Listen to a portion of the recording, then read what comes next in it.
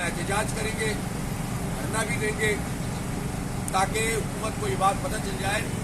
کہ وہ یہ نہ سمجھیں کہ بس یہ دھرنے پہ یہ لوگ بیٹھے ہوئے ہیں سردی میں،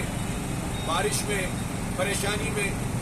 اور یہ سمجھیں کہ بس یہ اسی طرح سے بیٹھے رہیں گے۔ ہم اپنے اس احتجاج کو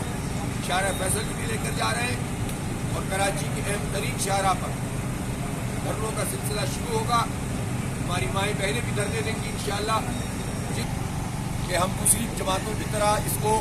صرف پولیٹیکل پوائنٹ اسکورنگ یا فیس سیونگ کے لیے کوئی ایک احتجاج کر لینا، ہم اس پر یقین نہیں رکھتے۔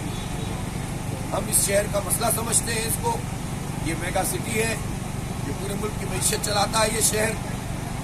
یہ ایکسپورٹ میں 54% کنٹریبیوشن اس کا ہے، ٹیکس لیتے ہیں ہم لوگ، 42% انکم ٹیکس دیا ہے کراچی کے لوگوں نے پورے پاکستان میں، پورے پاکستان کا ملا کے 58% ہے، ریونیو دیتے ہیں ہم اس صوبے کو اور اس ملک کو۔